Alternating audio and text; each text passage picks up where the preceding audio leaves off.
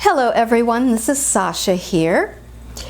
Perhaps this is one of the first times we are deliberately speaking to you through these YouTube videos. Jermaine has finished his series on the Galactic Heritage cards, and now it's our turn. So we welcome you to the Contact series. What we are going to do over these series of videos is share with you some of the most meaningful and important contact lessons that we have given over several decades now. This is for the purpose of allowing you to perhaps understand the idea of contact in a whole new way. In a way that is less like what you see in the movies and what is more real from the point of view of the ETs who are contacting you.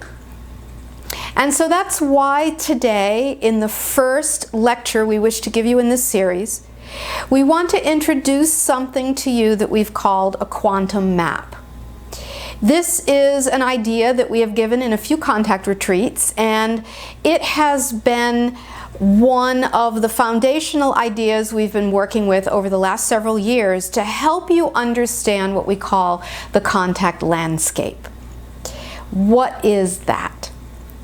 Well, first of all, we have to say that when you look at your movies and your television shows, the idea of contact has been very humanized in the sense that you only see contact or valid contact as perhaps a ship landing, and you meet and you shake hands and you talk much like you would on a human level.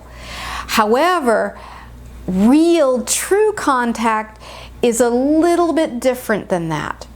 So in the book we know many of you have read, called Preparing for Contact, that we channeled primarily in the 1990s, we talked a lot about brainwave states and how they influence the contact process.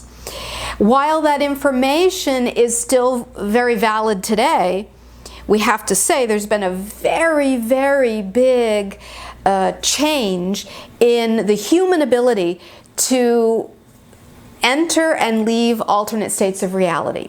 So really in the last 20 years, 25 years, there has been a really big shift in the human ability of stretching the boundaries of perception. So when we talk about a quantum map then, a quantum contact map, and a contact landscape, we'd like to take it a step further in terms of helping you to understand what the common ground looks like upon which humans and extraterrestrial beings or interdimensional beings can meet to further this contact process. In order to do so, we often like to use metaphor. Because the greater reality is not linear, therefore it's difficult to describe in linear language, we use metaphor much more often to help you understand the feeling and the flavor of the realms in which we are exploring with you. All right, so the very first thing we want to talk about has to do with the nature of reality itself. And because these videos are somewhat short, digestible pieces, let's say, we are going to make it very short and concise to give you something to chew on until the next video. So, in terms of the nature of reality then, you and your human reality, you go by your life day by day in a way that seems as if time flows from past to present to future. This is a very convenient way of perceiving reality for a lifetime in a very limited physical dimension such as yours.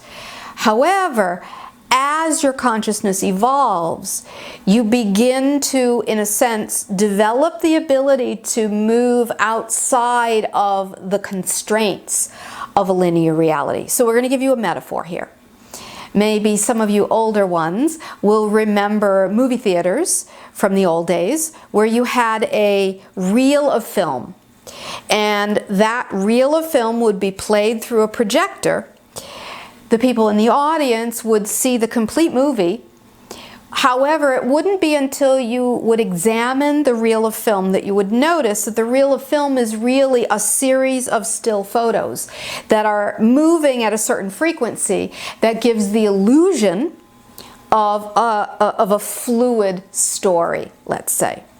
So reality is very much like that, or this third density, third dimensional reality is very much like that movie metaphor. Why? If you are to zoom out from this linearity and you are able somehow to view it from the outside, what you would see is that there is a flow of energy in and out of physicality that is like an in-breath and an out-breath. So the out-breath is when consciousness moves into the third dimensional reality and animates it. The in-breath is when consciousness moves back to the source, back to your integrated state. Now, of course, this inflow, this in-breath and out-breath, moves at such a pace that it's not observable by the human mind yet, although you're starting to sense it. Therefore, your reality is, in a sense, a series of still shots, let's say, stagnant energy. And when you in-breath and you move back into quantum consciousness, you reorganize into the frequency of the reality you need to experience in the next moment. The out-breath goes back into physicality. So on this little diagram we have here, you see the dashed lines. The dashed lines are representing those little movie stills that we were talking about. The spaces between the dashed lines is representing how the energy moves inward and outward, back to the quantum, back into the physical. Even that explanation is linear, but because it's a metaphor, we have to use it in that way to help you understand the concept. All right, so that means then that the human you is part of the movie projection, all right? And that is true whether or not the human realizes that or does not realize it. Most humans do not realize it at this time. However, you're going to find then what we've drawn here is what we like to call the quantum contact map, because it's representing a movement or a shift of energy from the most separated state, which is the human state, to the most integrated state, which would be way, way, way high here on the map, which we often draw as a single eye. It's not drawn here today. That single eye represents the one consciousness that you all are. Actually, we are going to draw it because we probably will refer to it again.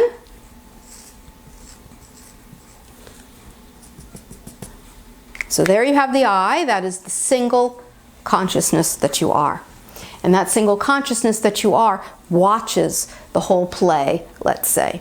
All right? Okay, so what does this have to do with contact? Well, beings such as myself, Pleiadians, other beings of similar frequency, you could say fourth density, early fifth density, we have to work with you in a common ground, let's say. We have to find a frequency that is meetable for both of us, where we can both experience the frequency of that realm and meet in a way with as little distortion as possible. However, from the human point of view, you have a lot of obstacles, so to speak, that you have to get to until you can get to that common ground. And the theme of the video today we're going to talk about is how to work with or how to move through those obstacles that very often stop or distract the contact process. Or stop or distort, let's say, the contact process, and sometimes distract you from what is really happening in the contact process. All right, so as you then refine your energy, let's say you are doing some type of contact meditation, which now thousands and thousands of people do around your world. As you go into the meditative state and you, in a sense, allow the human character to go to rest a little bit, and you start moving into the more refined realms of energy, what are you going to encounter? First and foremost, we have to say that for many people, when they are first starting out, there is fear or resistance. Now, taking a look at this map, you can see then that perhaps the natural state for consciousness is not squeezed into a human suit. It is more this open, limitless, one state of consciousness. So it takes a lot of energy, and it takes a specific mechanism for consciousness to be able to squeeze itself, so to speak, into a human suit and experience a very, very limited reality. The mechanism by which this experience happens is what you call the ego, the human ego. The human ego has gotten a really bad rap because many people think it's this negative thing. In reality, it is neutral. It is just a mechanism. It is like an anchor. An anchor, metaphorically, that keeps you grounded in the physical reality so that you can experience separation. But when you are doing contact meditation and you are about to go into those other realms, an untrained ego might create fear, might create resistance, and might try to stop you from the letting go, the opening, the vulnerable state of contact. We say unprocessed ego because for really true, ongoing, deep contacts, processing one's ego and understanding the nature of distortion of the ego will help you quite a lot in your contact experience. So let's say then that this person has done a little bit of processing and understands the process of going into meditation and allowing the ego to relax so that you can move into more of the refined energy. You're starting to move now into more lower states of quantum consciousness. What is this red line here?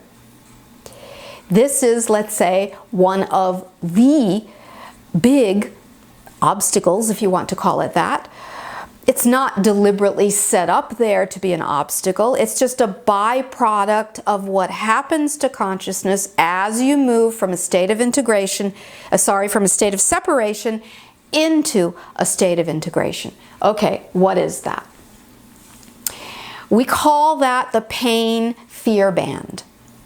It represents a mirror, if you will, whereby as you're moving into those more refined states of consciousness and you're opening and you're surrendering, that which has been left unhealed or unlooked at, unexamined, unacknowledged within you has to be seen.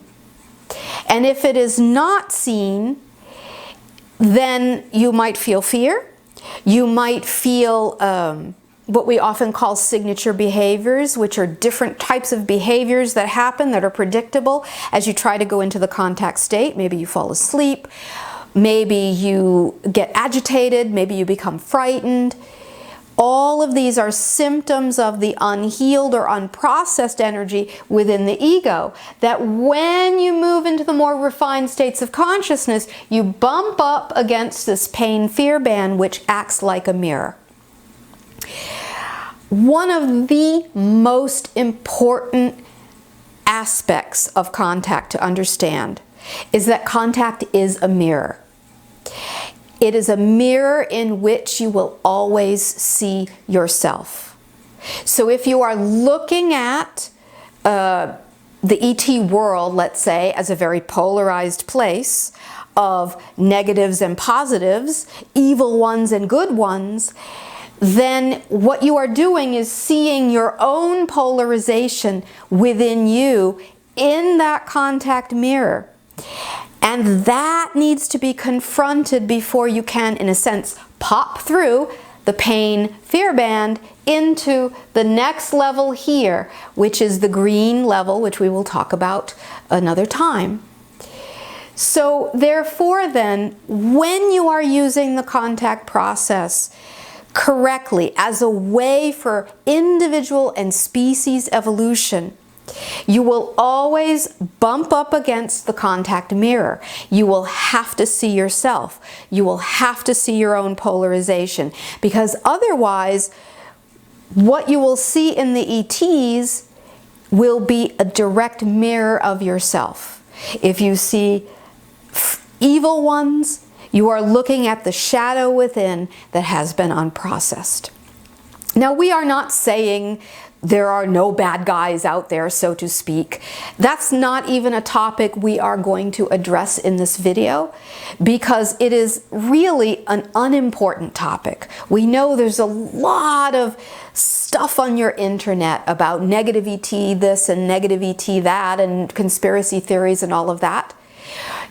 Instead, what you are going to find, if you work with the contact mirror philosophy and work with healing yourself within and working with the ego, you will refine yourself to such a degree in energy that when you do this type of contact work, you will not even come up against the idea of anything having to do with any negative agendas that might exist out there that are after you, so to speak. So this is why at the beginning of this video we said one of the most important things that we're going to work with you on in this video has to do with the obstacles, or the so-called obstacles, that are on your path on this contact landscape before you can move to more and more clear and more rarefied types of contact.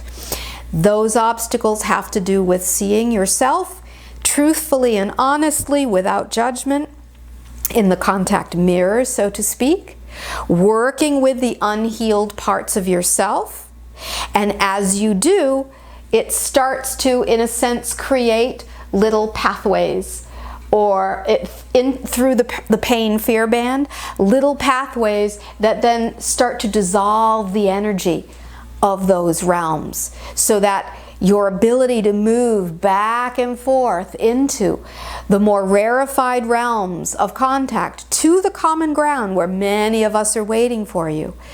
All of it is connected with how much inner work you do with yourself. All right? So that is the first lesson for today with this contact series.